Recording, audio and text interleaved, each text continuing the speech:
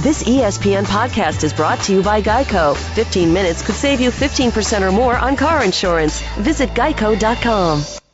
The BS Report is a free-flowing conversation that occasionally touches on mature subjects. First of all, this is the BS Report with Bill Simmons. It might be cool, I don't know. And if it's not, I don't care. The BS Report with Bill Simmons. Bill Simmons works for ESPN. He's also named the sports guy, and he writes a comical sports column. He must be a popular dude. The BS Report. It's got a real dirty sound, like a rusty steak knife cutting through a well-aged steak. Now. Here's Bill Simmons.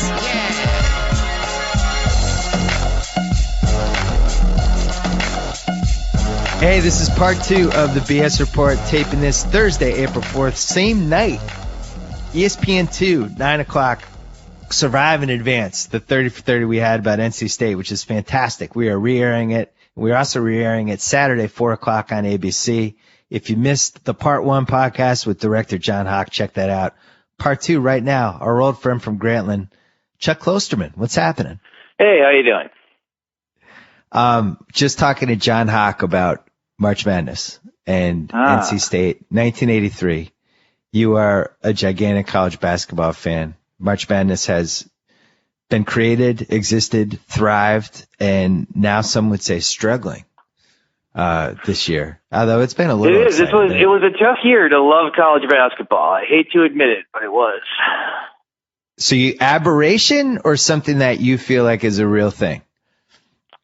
Well, I do think it's an ongoing problem. You did that podcast with Bob Ryan, and I thought one of the smart things that came up in that was sort of Bob Ryan was saying how, anybody now who doesn't think that defense is the most important aspect of the NBA is just not following it. Its emphasis is so much greater than it was in the past. And I think that's filtered through all levels of basketball, through college basketball, probably even to the high school level. And the situation, in the NBA, there are, it's the elite athletes in the world, so they can still score despite this sort of, emphasized defensive presence. But in college basketball, there's just not enough guys who can score against real defense and hit enough open shots. And the game feels too constricted now, and they're going to have to, I think, change the rules. They're going to have to move the charge zone out farther. I don't know about the idea of widening the court. I mean, it'd be weird to do it at the college level without doing it at the pro level, but it's too congested and physical now. When I see shots go up, they just hammer each other down low. Like, you used to only see that in the Big East in the 80s, and now it seems to be everywhere. And the officiating is just not, they can't seem to keep up with the size and speed of these players. It's weird to watch college basketball now. It makes me depressed and slightly uncomfortable. Wow. And you were the all-time fan. I do wonder if part of it is there's so much turnover with the good teams from year to year that these guys almost, they don't have that second, when you play with basketball with somebody for more than just a few months, you start to know everything they're good at and they're not good at. You click with them on a different level. There's a familiarity that matters. And I do wonder if that's part of this. It probably is. I mean, I'm sure if a team is mostly juniors and seniors, which just never happens now with the good teams, but if they were, they would have just known each other as people for 3 years or 4 years. That's not really the case anymore. So it is closer almost to like heavily coached AAU basketball sometimes. Yeah. I think I do think they'll probably move the shot clock to 24 seconds. I mean, maybe not next year, but I'd say within the next 2 years, particularly if next year the season sort of replicates the way this one was, where it just, so many games that are 47 to 44, and it's not, I wouldn't mind if the scoring was lower like that, but not for the reason it's happening. The reason it's happening is just because the game is less free-flowing. It's too much hand-checking. Just guys getting pounded in the post. And so we were talking yesterday on the phone, which is how we decided to do this podcast, but we were saying how somebody like Trey Burke who I think has a chance to be a good pro, right? I don't think he'll be a 7-time All-Star, but I do think very least he could be a third guard. He might be a very good starting guard. I'm not sure, but I think he's definitely a 9-man rotation guy, worst case scenario. But he's somebody who stands out so significantly in college for some of the things he can do. And, you know, I guess the reasons he stands out, great first step, he can get to the basket, and he also has 25-foot range, and he can kind of navigate, as you said, how congested college seems now and how tough it is to get shots and just everything. Well, and Michigan has two guys like that. Hardaway's kind of like that too, can create his own shot. You know, Indiana had one guy like that. Temple had one guy like that. Like you see him here and there. Marquette had a guy like that. Yeah. Excuse me? Yeah. I said when Marquette, there are guys who could get there occasionally. He seems to be able to get there the most consistently. But, you know, to me, it feels like we talk about this every year, but the one and done thing, that really is what needs to be solved here more than anything else. And I think it would actually be beneficial to the NBA to have, you know, a 2-year waiting period. It would help college. And maybe there's a way. We were talking, I forget who I was talking about this. It might have even been on a podcast. I don't remember whether there's a way to do it where, during the Grantland live stream, we were talking about this. Do you do a system where somebody can get drafted straight out of high school, but they have to be a lottery pick?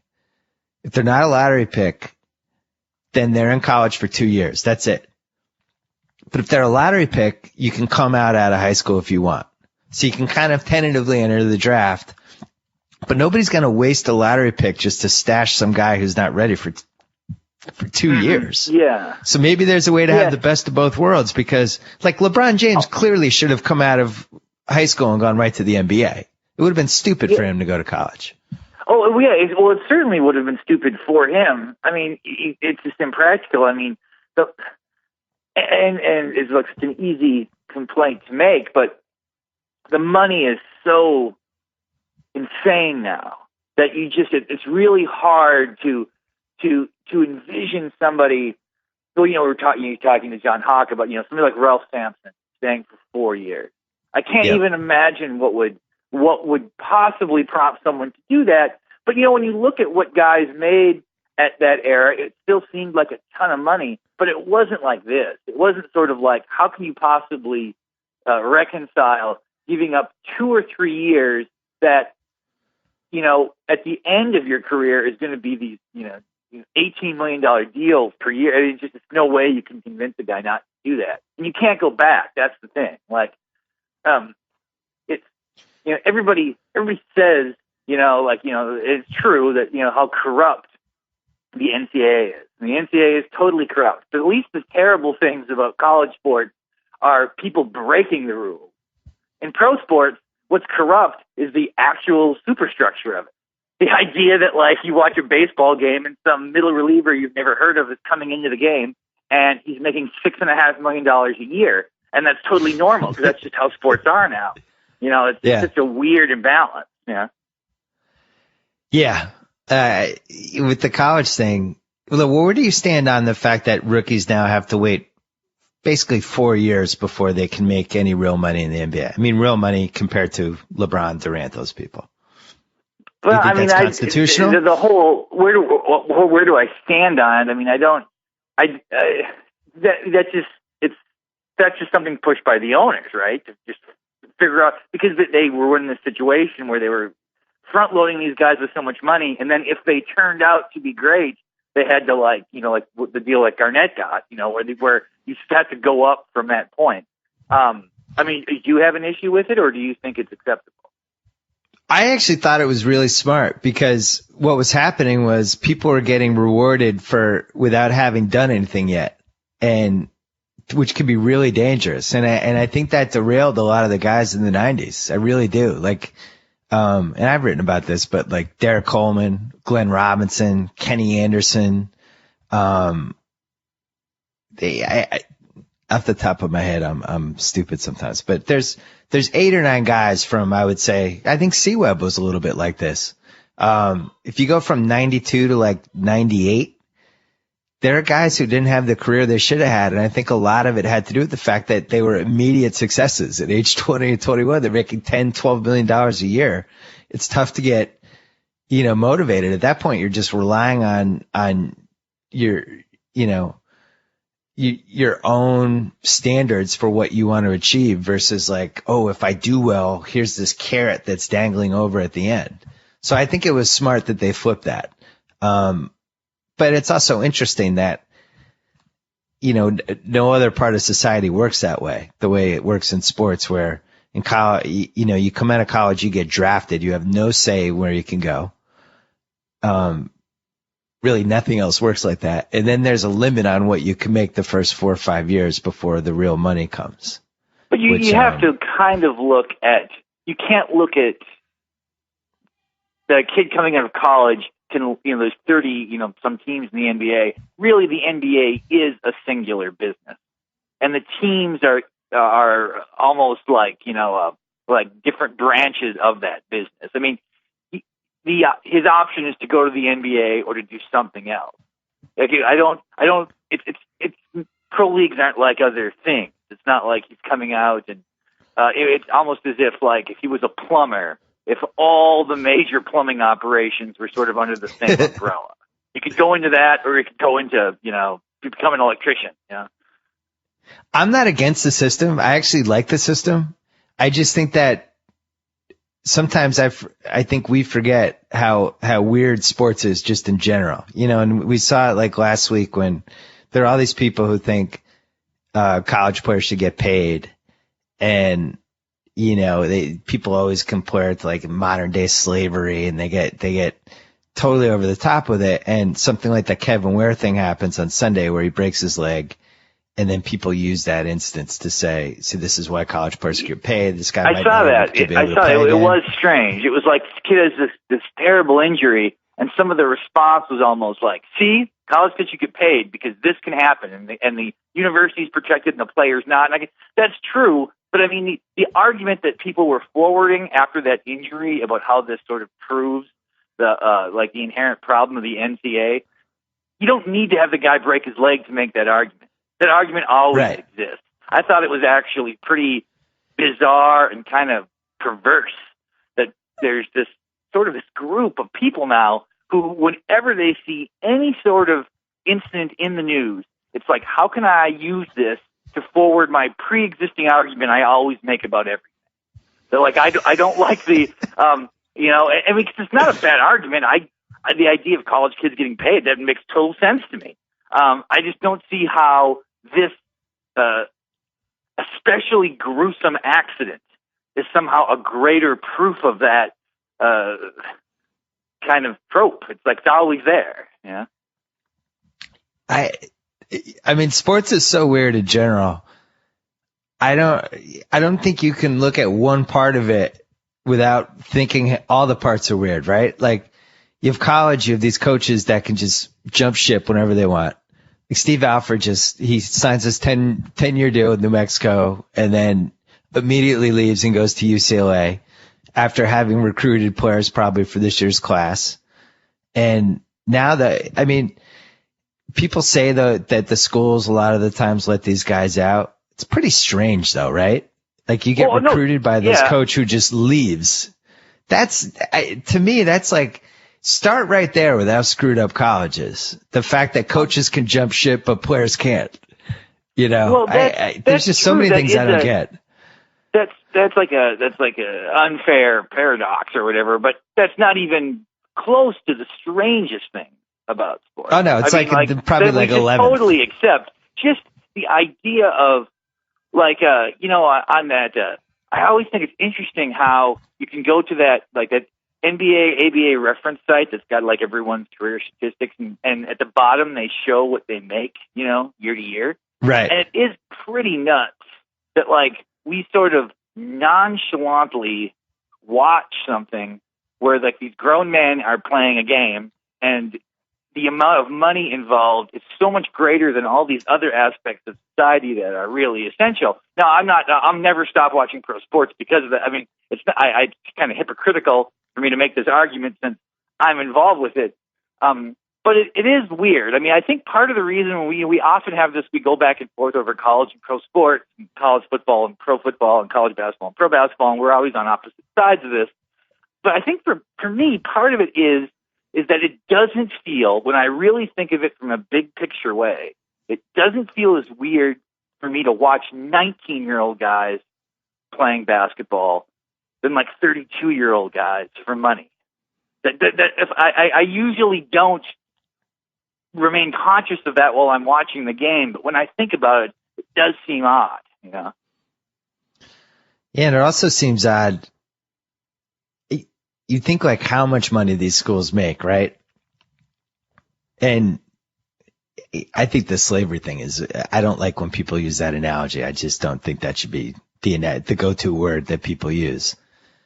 My issue is, nobody to me has come up with a good system / idea / strategy to pay all these guys. That's the part have you ever seen like a really good document / essay / website or mem or anything that well, I thought Steve Spurrier had an interesting idea when he brought that up a few years ago, that essentially the players should be paid by the coach. Like the coaches, because these coaches are getting these mammoth salaries, especially at the big programs, and then they would sort of have to allocate that money to the players. It would become this very, I don't know if it would be more or less corrupt. If a coach was like lobbying to the university, I need to make, I need a yearly $14 million contract because I intend to pay out $4 million of that for recruiting or whatever. That would be really weird. But I did think that was an interesting idea. But for like, wait a second, hold on. Let's talk about this, because this is a great idea. So a coach could allocate 30% of his total salary to players any way he wants. Well, I mean, of course, this is like Steve Spurrier talking, right? So it's not like he just sort of, I think someone asked him a question. He might have never thought of it until he brought it up. But that, if I recall, that seemed to be the crux of his argument, that basically players should be paid by the coach because it's the coach's salaries that are the, like, in some ways, not the most obscene, but the most, the craziest part of how money in the collegiate level is distributed. This one guy's getting millions of dollars and all his essentially employees get nothing. I'd love to know exactly how much these programs are worth to the schools. Like, for instance, Gonzaga. Not a school that was... Did you even know where Gonzaga was 15 years ago? Or maybe you knew, but had you put 1 second of thought into Gonzaga in 1997? Not a school that was on either of our... 1997. Maybe I might have in 97, not in 1987, certainly. I mean, is there any clearer example right now than like the Gulf Coast Florida School, which I did not even know. I'll admit I did not know existed. I had not heard of that program. Now, not only do I know the program exists, I know their dorms are on the beach. Right. I wonder how many more kids are applying to that school. It was the greatest advertising. Program, yeah. Yeah, it was the greatest marketing program you ever could have had for that school. You're right. I had no idea they were on the beach either. I had no idea. That was I think one of the first schools that, well, maybe not one of the first, but one of the first schools that I knew about and read about who did this was kind of Texas Tech with their football program. That, they'd always had a football program. But I think that they sort of came to the conclusion, if we have they brought like Mike Leach in, and this idea is like, we have this major program, create a major football program. It's going to just sort of remind people that this university exists 13 times a year. And I think that has very, I'm much more aware of that school because if it wasn't for sports, I don't know if I'd know. I don't think I'd know where Texas Tech was. If not for their sports program. Beyond that, what do you think? I would. What do you think basketball has meant to Duke? Like, let's say Duke has just terrible sports. What is Duke? Well, then, Duke is just like I think that it's just a high-end academic, it still might be it might be able to still position themselves in some ways even maybe more accurately. I mean, they attempt to sort of sell themselves as like the Harvard of the South. I mean, so does Vanderbilt. basically any good school in the South. I suppose Rice University claims this too. Like any good school in the South says that we're the Harvard of the South or the Yale. So they're in that mix of Harvard of the South schools. Well, it gives it an extra component. It gives that school a sort of unique identity that really only Duke and Stanford have, which are these it's a major athletic power at an upper echelon school. Am I missing another example? Was there a third example? No, I think that's the right example. I mean, in the late 80s when I was applying to college, I wanted to go to Georgetown. I got rejected. Yeah, there's another one. That's probably the best. That's example 3. But I've always, 10 years later, I was wondering why I wanted to go to Georgetown so badly. And the reason was because it was a good school, but I also wanted to go to the basketball games and have this basketball team that became part of my life. That was really one of my reasons. And I know I'm like a sports fan freak, but I can't be the only one who has made that, made a decision based on, good school. I like the city. Oh, and it has a great sports team that I'd love to, have be a part of my life for the next 65 years. I do think that's part of decisions. Student, it's different when you're in our age. It's like we now are, fully aware. I mean, as your kids get older, you'll be super aware of this. You'll be aware of colleges that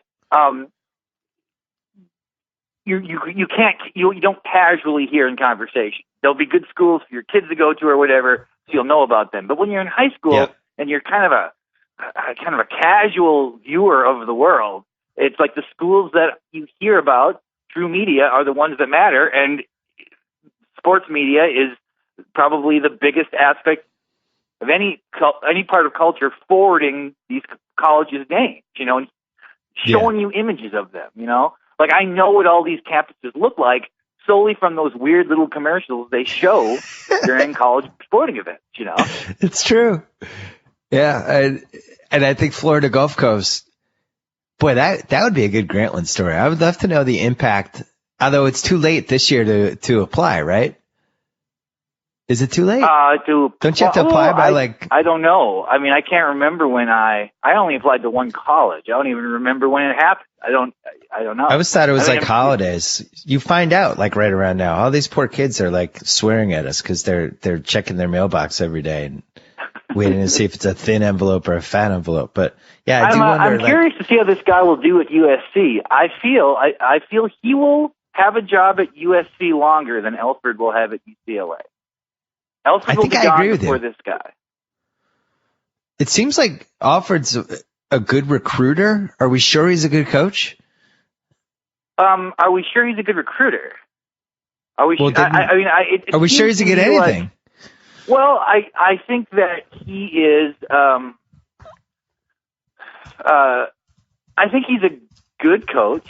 I don't know if he's a great coach. I'm guessing that he probably runs a very disciplined practice. I think that he probably has a good sense of what level of commitment it takes to succeed.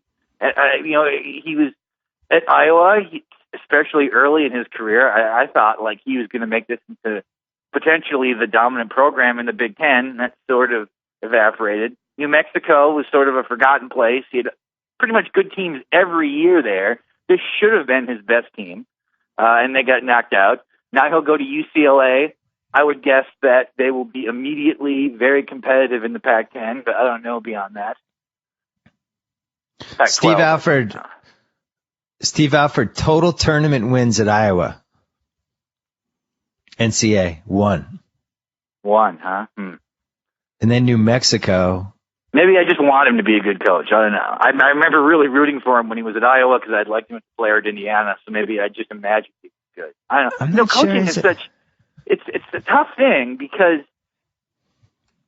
And I feel like that even on Grantland, maybe we go too far with this. I mean, particularly in college, 95% of the coach's job is not visible. It's what happens in practice, it's how he recruits, it's sort of how he, who he hires as his staff. But people get really obsessed with these in-game decisions. Which, I think I'm one of them. Well, you are one of them, actually. You're like, Barnwell's like this too, that they're just, consumed by these decisions that are made late in games. And the fact of the matter is, if you're hiring a coach and his biggest weakness is in-game decisions, but he's good at everything else, well, he's going to be 95% of a good coach, And the fact of the matter is, the decisions that people make in games, like, okay, Les Miles makes insane decisions in games.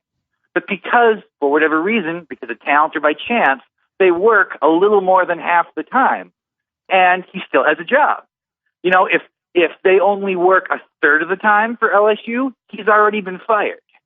So it's like, I think judging a coach by the decisions they make in an active game is very myopic. It's like the short-sighted way of doing it. Or it's the first thing we should talk about. Because ultimately, the goal is, the whole reason you have a coach is to either win or lose games. Well, that's true, and it's the most obvious thing. It's the easiest thing to talk about because we actually have a context for it. But should it be the first thing just because it's the most obvious? It's the most glaring? I mean, the most important thing is to get your team in that position, right? To put them in a position where you have to call a play up that can win or lose a game, assuming that you're starting from scratch. This guy goes to USC. He's going to build this team now that's got to compete in that conference. The first thing he has to do is get his team in a position where they can play major teams and beat them, okay? And once they get to that position, which is a long time, right? A lot of recruiting, a lot of coaching, all of these other things, maybe he'll be terrible at drawing up plays late in a game. But I'd certainly rather have that guy than somebody who's really good with X's and O's but can't get the program together and can't recruit good players, and or if he does, ends up with a bunch of undisciplined players because he doesn't know how to deal with them in a kind of a training capacity. Can I just tell you something? What? You entirely made the case for Kansas City to hire Andy Reid just now. Well, there you go. Yeah. Andy Reid built a program, is good at handling the media, seems to have a pretty good eye for talent, has a system that is proven to be pretty successful consistently for the most part. I mean, I think he ran out of steam there in Philly the last 2 years. But the big flaw with him is the in-game management. But if you're Kansas City and your team just stinks every year, he's at least giving you the illusion that you can contend again. And he does all the other things that put you in the position to contend, which if you're a Chiefs fan, you'd rather have that than just to be bad every year. Yeah, because you can make a bad decision late in the game and still have it work out. You can't really pick bad players and have them surprisingly be good. I mean, I used to always think that a guy who was a great in-game coach, I always thought was Doug Collins when he coached with the Bulls, because that was during the period kind of before the championship run, where at the end of the game they had to get the ball to Jordan and he had to take the shot because everyone in the world would say, "Why did you go to someone else?" And he managed to design a play every time that at least got Jordan a potentially makeable shot. Although I don't know if the other aspects of him as a coach are that outstanding. I know that this has changed over time, and a lot of people think that he should be like the Team USA coach now after Krzyzewski. I don't know if he's really. He seems really good at that thing that is most obvious and most glaring to someone who's just sort of casually watching. But it's the other stuff I don't know about, because I don't think Jordan would have selected him to coach the Wizards if he believed he couldn't control Doug Collins. Well, and also, I think when somebody's really good with handling the media, it skews everybody's perception of whether they're a good coach or not. And this is something that for years and years in Boston was happening with Doc Rivers. He was so great with the media that it kind of obscured the part that the team was underachieving and young players weren't developing and all this stuff wasn't happening. And over time, he became better and it became a moot point. But I was always fascinated by, that's what got me fascinated by, if you handle the media well, it really buys you a lot of time as a coach. I think that you look at Doug Collins, he's never made it to year 4 with a basketball team, which is kind of amazing, right? He's never coached more than 3 years with one team, but yet we think he's a good coach. Well, like I say, I think he's a really good coach in the context of the game. I mean, the Doc Rivers thing, I've always wanted to ask you this. I'm going to ask you this now. Like, you were very tough on Doc during that period when the Celtics were awful. I remember you had one column where, like, you were talking with your father. You were talking about this conversation, and you were like, they should have went offense-defense here at the end. And one of you said, I don't even know if he knows how to do that or what that means. Well, that's certainly not the case now. Everything is different about Doc Rivers. He's perceived as a pretty good coach. Which of these statements is more true? That Doc Rivers improved dramatically as a coach, or that to a large degree you were wrong about him? Interesting question. I've actually thought about this. I think he really improved as a coach.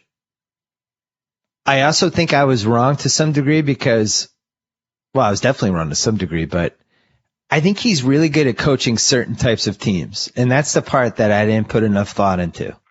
I think if you have, first of all, he did a bad job his first year with the 2005 Celtics because we ended up losing in round one in the playoffs to Indiana. And it was the year they had the melee.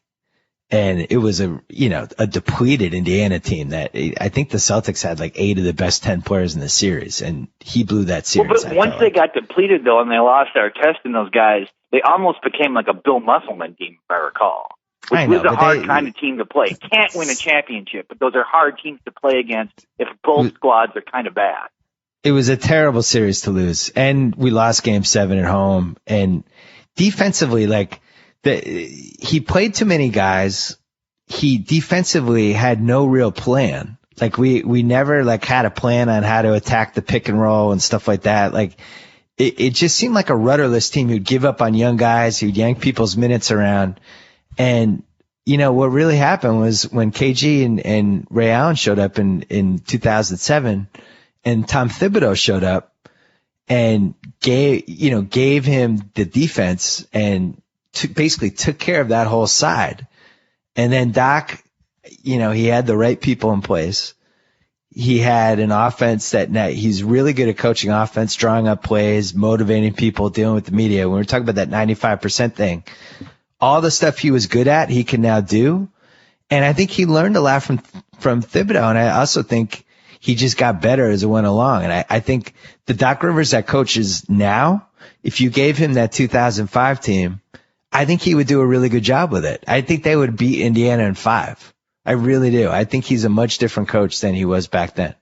Okay, as somebody who's watched a lot of these games, let me ask you this question. Yeah. Let's say the league was set up in a way where every team had the same 12 clones. Okay, so every team has the same talent. It's almost like almost like the average value of the starting point guard, the average value of the shooting guard. Every team is identical. Yep. If you take someone like Phil Jackson and have him coach that team, how much more successful is he than George Karl? Or is he less successful? Is there no difference? If the talent was really the same, who's the best coach? See, here's the problem with Phil Jackson. We've never seen him coach a normal team. Yeah. I mean, the CBA, I guess. But, yeah, he won a championship with the CBA. And that actually, I think, is a big feather in his cap because that's pure coaching. Yeah. He did the impossible. He got Jordan to be a team guy. He got Shaq and Kobe to get along for a few years. He won in 2009 and 2010 with teams that really weren't that great. Those two Laker teams. I don't think historically we're going to look at them in any way, and they went back to back. But who else? What other teams in the league were better, talent-wise? Yeah, I mean, you can make arguments that teams were as good, but the Pistons during that period, but they caught some breaks. Like the Cavaliers really screwed up building around LeBron. Which, if you think of if Oklahoma City had built around Durant the way Cleveland built around LeBron, Durant would be leaving soon, right? And although, what if Carlos Boozer would have stayed there? I know he's not any kind of paragon of greatness. No, that would have been a much better team. And at that time, we didn't know what kind of player he was going to become. He seemed like he had the potential to have some pretty big years there, and maybe he does if he stays in Cleveland with LeBron. It's a good what if, because because he left, they kind of panicked and started throwing stupid money around. But back to Jackson though, I think I don't know what he would have been like coaching a relatively normal team. I do know like the people right now that I feel like would have the most dramatic effect if you just gave everybody equal teams, like Popovich, Thibodeau, no question. Definitely, I think. Popovich and Thibodeau are the two best coaches. I think that Spoelstra is a very good coach, to be honest. I think Spoelstra would be up there. I actually think he had some good years before LeBron got there. I kind of forgot that. Because I never ever thought of him at all until LeBron went to Miami. I didn't even like. I think if someone would have said his name to me, I wouldn't have known who they were talking about. I think, strangely, Rick Adelman, I think would be pretty good. I don't think he's in the top 5. Reputation has went up.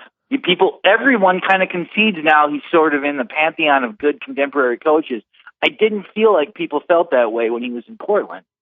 Well, what's interesting is him and George Karl, I think, are very similar, and George Karl is much better at handling the media. But if you just compare their resumes and stuff, they're very similar successes. Neither of them has won a title. But hold on, I'm looking at the list to make sure. I actually think Lionel Hollins is a really good coach. Hmm? I wouldn't put Lionel Hollins maybe. Oh, we forgot Carlisle. Carlisle's. I just look at what he's doing this year. I feel like Sports Illustrated did like the 10 best coaches right now a couple weeks ago, and these were all the names in there. But here's my follow-up question. So what are we really basing this discussion on? I mean, so if we're assuming now that there's no one on the floor is going to make a significant difference by themselves. So what are you basing this on now? Like, are you basing on because you think the teams are better prepared? Is it because they do seem to handle in-game situations better? Is it just that they seem smarter to you and that players seem to respond to them more? I mean, what's the key aspect if you take the player's talent out of the equation? I would say better prepared, stick to a specific plan, understand the schedule, and not be somebody that tries to flame out the dudes and treat every game like a playoff game. Like, understand the ebb and flow of the schedule. Get creative. Your best players are always playing hard. That's another sign.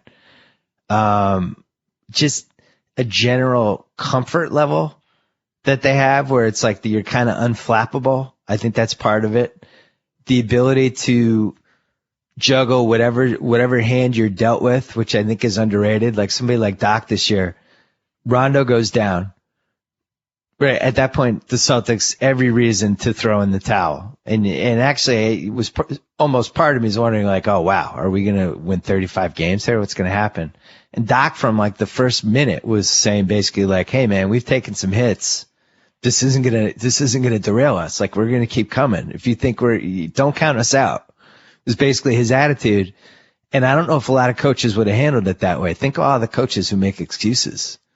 You know, well, I mean, we've had such whole bad Rondo luck. deal, that is a strange scenario, though. Like, what's going to happen there now? What if he comes back next year and they immediately struggle? I mean, do you have any suspicion that we have overrated Rondo significantly? Because I think when you watch him, he seems so good and so unlike other players. Clearly the best player on that roster, and yet the evidence is very contradictory. I think this layoff will be the best thing that could happen to him. Because what everybody realized was that he had slipped into some bad habits. And this is going to make him better, I feel like. Is this what you hope or what you think? Nah, just reading between the lines, talking to different people who are around that team, and just the quotes he said and how involved he is with like just following the team and being part of it, and some of the. It's interesting. I think everybody kind of collectively realized they're relying on him too much and in the wrong ways. He's kind of a prima donna. I think maybe this is a little bit humbling for him. Like all of these things tie to a greater end, hopefully. You're right. I'm probably hoping it more than thinking it. Yeah. The humbling thing, are you saying that the injury or seeing how the team is playing without him? I think both. Like seeing the fact that guys got noticeably better as soon as he left the lineup. is a humbling thing if you're a point guard. Like you'd be like, Jeff Green's career immediately took off once I got hurt. Okay, so what did I do wrong? What was I doing? Why wasn't I making him better? It's my job to make him better. What was I doing wrong? I think that's the stuff that makes the difference. But one other thing that's a hard answer, though, because let's say he came to you and asked you that very question. What would you say? I don't feel like Rondo in any way was selfish. I feel no, he wasn't, but he could get the ball to people in positions that at least, I hate to say this, on paper or whatever, seems like the place you would want them to have the ball. I almost feel like, I mean, this is total speculation. I don't know anything about this, but it's almost like I think like some of those guys didn't like him that much for some reason, because I think that Rondo's considerably more intellectual than most guys in the NBA, and they can't relate to him. They don't feel like they can talk to him. Chris Ryan went to the NBA All-Star game with you. He said, I think he told me this, that he was watching like the slam dunk contest or something, and Rondo was sitting all by himself under the basket. Everybody else was sitting together. Now, to me, while that makes me feel like, it makes me almost like Rondo more in a weird way, it does make me suspect that there's some sort of personality conflict, that maybe being a little smarter than average is a real problem in the NBA. Well, but it's not just that. He's moody.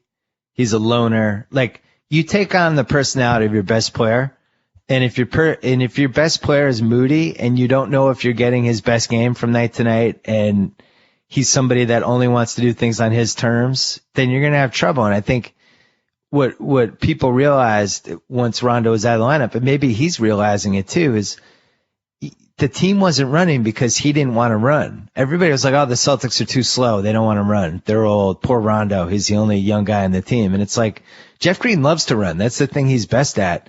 Rondo only wanted to do things at his speed, at his pace. He always needed the ball. Guys kind of just stood around and watched him. And I don't think they realized that until after he went down. Once he went down, all of a sudden guys are moving and they're screening, and they reinvented their offense on the fly because the ball wasn't in his hands all the time. They had to. And now the question is, when he comes back, will he be able to assimilate in what happened? And that I don't know. Yeah, I mean, how do you take the ball out of his hands? He's a point guard. I mean, I don't see what the solution is there. It's also interesting you say, like, teams take on the personality of their best player. I guess that's true, although doesn't it often seem like teams take on the personality of just the biggest personality? Like when you think of the Lakers in 1981 and 1980, Kareem was still the best player on that team, but it changed when they got Magic because his personality was bigger.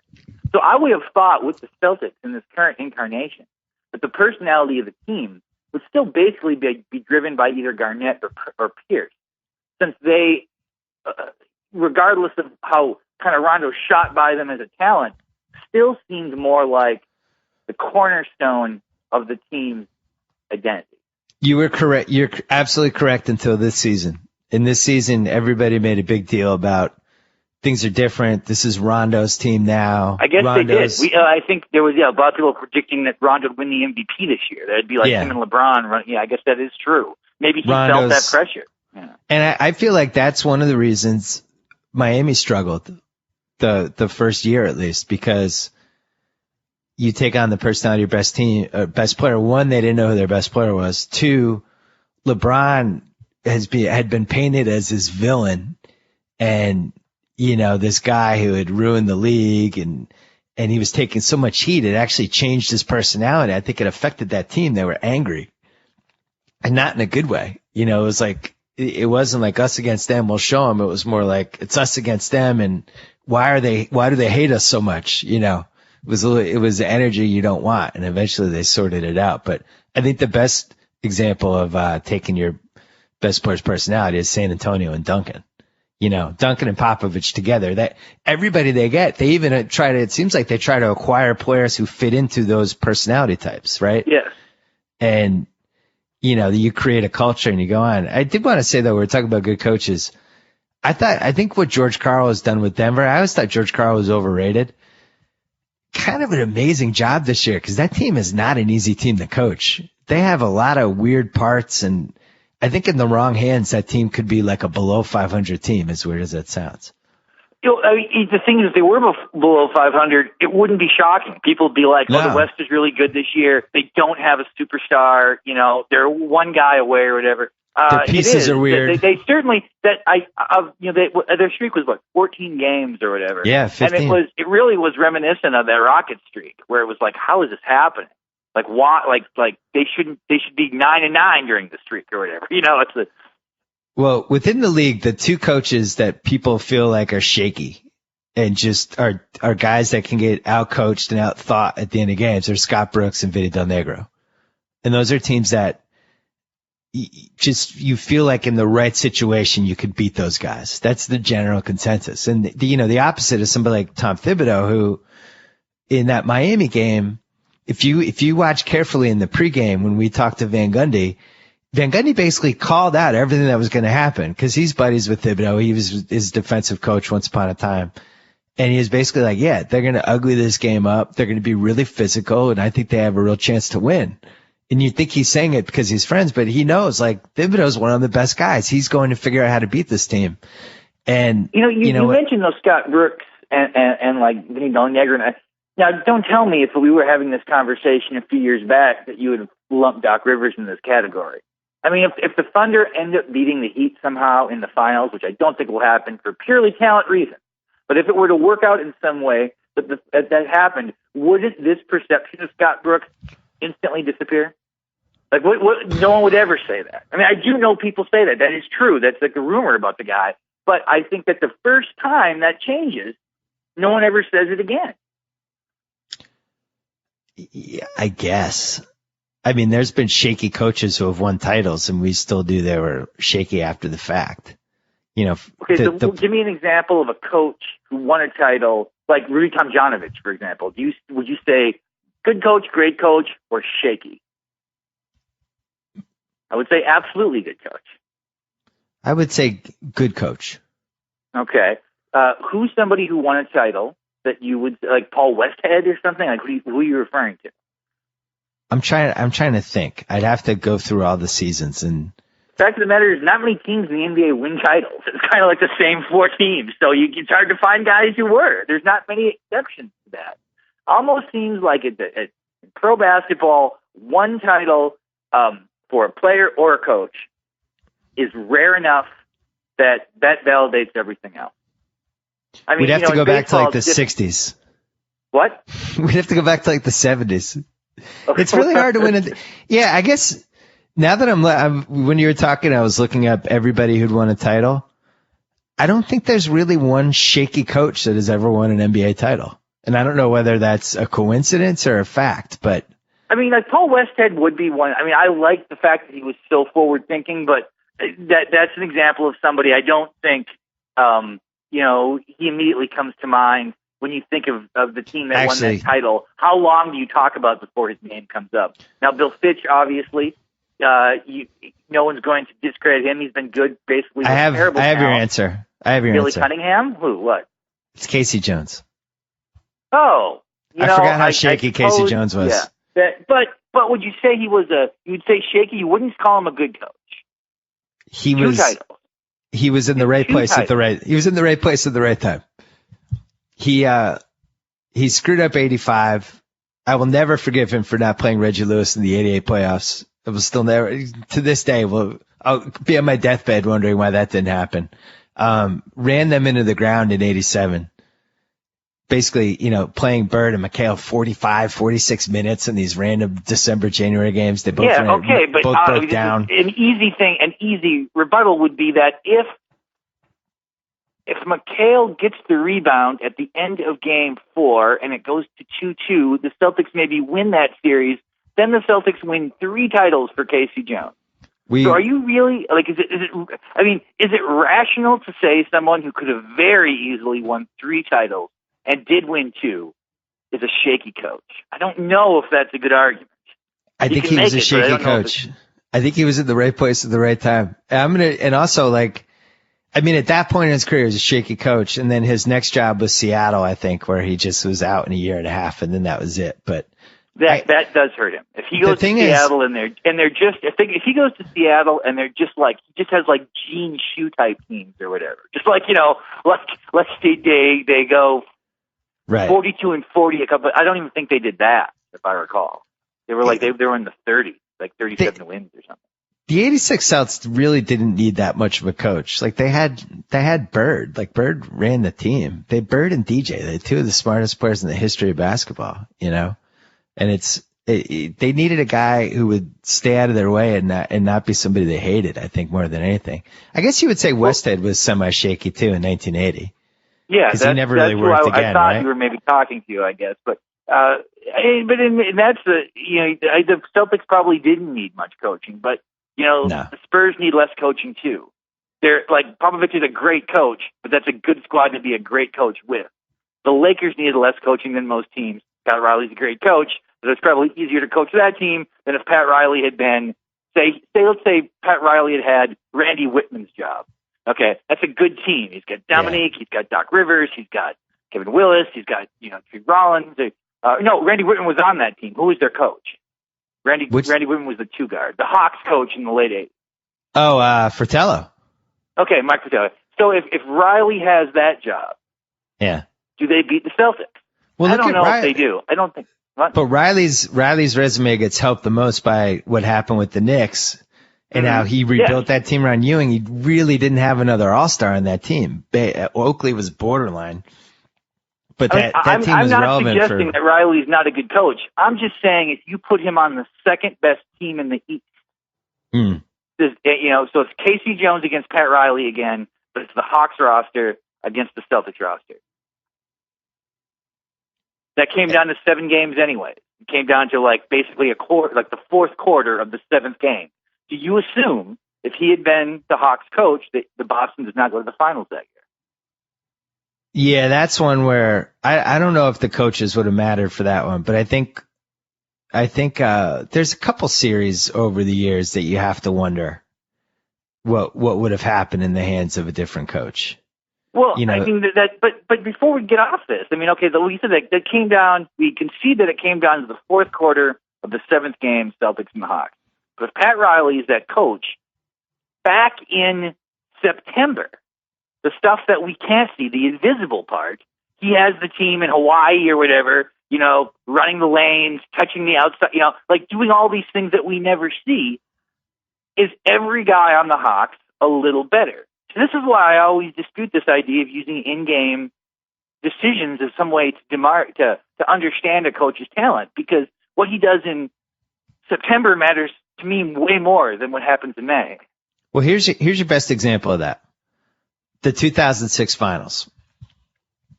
Miami beats Dallas. They come back from 0-2. Everybody remembers that series for the officiating, and Dwayne Wade was incredible in the last 4 games, and Dallas choked. But really, Pat Riley was one of the great coaching performances anyone's had those last 4 games. Whereas on the other side, Avery Johnson really melted down, and his whole team assumed his personality and kind of collectively panicked with him, and it all culminated. And people forget the last 2 games were at home for them. Yeah, game 6, game 7, and they just by third quarter of game 6, you knew where the game was headed. But everybody who was around that team said that Riley was just incredible in that finals and had that team so fired up. It's a 52-win team, and they had Wade, who wasn't even in his prime yet. We're never going to win the title, and it's so the collection of dudes who got rings from that team is not so still. Yeah, it's Shaq at the tail end of his extended prime, right? Yeah, and Antoine Walker and Antoine Walker was washed on up. That team, and just all these bizarre players. Antoine Walker washed up. Jason Williams about to be washed up. Gary Payton about to be out of the league. Alonzo Mourning about to be out of the league. It was a pretty motley team, and I think that's a good example of the coaching thing mattering. You have to come back next week because we have other stuff to discuss that we didn't get to, and now we're out of time. Yeah, I was kind of looking forward to talking about those early real world seasons. No, we're going to do that. Thoughts in my mind. Next week we're doing that because we have a whole deep dive real world discussion to discuss. I have to get off the phone and buy a bunch of light bulbs. That's my Oh, job. could do that. That'll be exciting. Chuck Klosterman, is always a pleasure. Let's talk next week. I promise. Real world. We got to do this because I have a lot of we have a lot of stuff to hit. Until then. Okay. Bye-bye. So I get to sign off. Whoa! Thank you for downloading the BS Report with Bill Simmons. Too much fun. Check out more podcasts at the iTunes Music Store or at Podcenter at ESPNradio.com. Peace out. Geico presents Strange Savings Stories. Astronomers detected an interstellar transmission. It stated, Geico, 15 minutes could save you 15% or more. The implications were staggering. Was the cosmos telling us we could all save hundreds on car insurance with Geico? Or did their radar merely pick up a signal from the nearby Rufus and Clyde's morning show? We may never know. Geico. 15 minutes could save you 15% or more on car insurance.